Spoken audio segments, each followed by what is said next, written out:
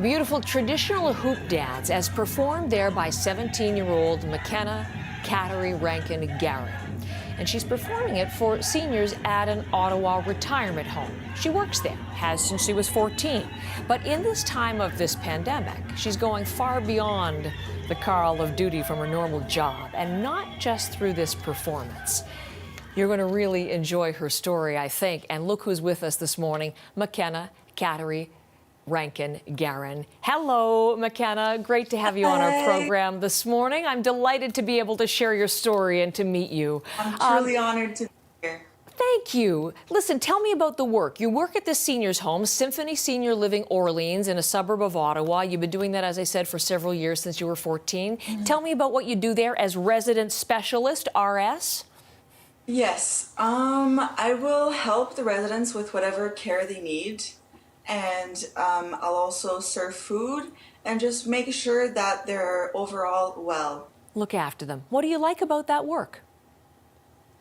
Definitely the connection I have with the residents. I consider them almost as like a second family or as friends to me. So definitely that bond, it's so valuable to me, and being able to help them, especially in a time of need, that's my favorite part of this work.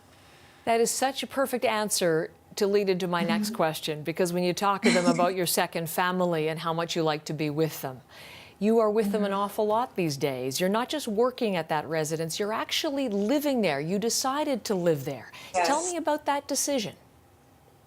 So my mom has an autoimmune disease, so she's taking immunosuppressants, so she has no immune system.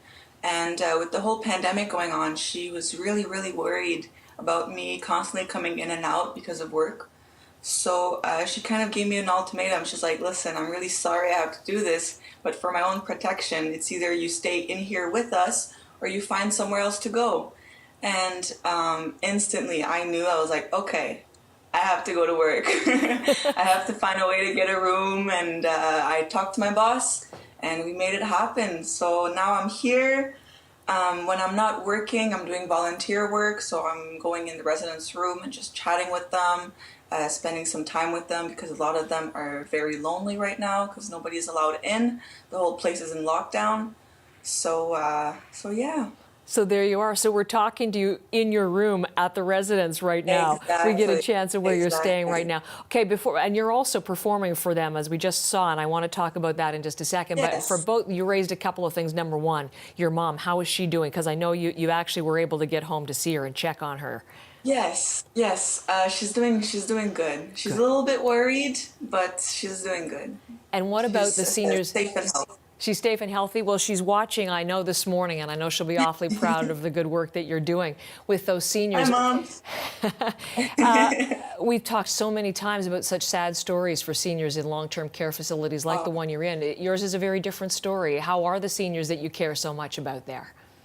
Right now we are very lucky. Well, it's a little bit more than luck. All of the staff here, we work very hard to make sure that nothing comes in the building. So we have no cases yet. It's just wonderful to hear that. And there you are in their midst. How's it been going since you moved in with them? It's been going really good. Like, I really like it. I've been, keeping busy either with the residents, online school, or work. I'm always all over the place, so. And performing. I think we're going to bring in some pictures here, because you have been doing your traditional hoop dances for the seniors who live there. And we're going to see, here you are in one of the big, the big reception rooms, the big dining rooms, and doing just fantastic dancing. But what do they think about it? What do they tell you about that, Makhena? Well, originally, the dance was a medicinal dance. So when I dance in front of them, I dance for them. I dance for their medicine. So after I dance, they always feel warm and happy, and I always ask them about how they feel after. And that's the medicine working. But not only am I dancing for them, I'm also dancing for anybody who is sick right now, or anybody who needs medicine, really. So you're dancing for healing. at a time when we're looking for healing in this pandemic. I mean, are you seeing literally a connection between the dancing and the times? And the times? Like the times we're living in, the times, I mean, the times we're living in, the times of this pandemic, the times that the seniors are living through. Well, I can't tell for outside of this building, but for the residents here, I see that it definitely relieves their anxiety. So that's definitely some sort of medicine, right?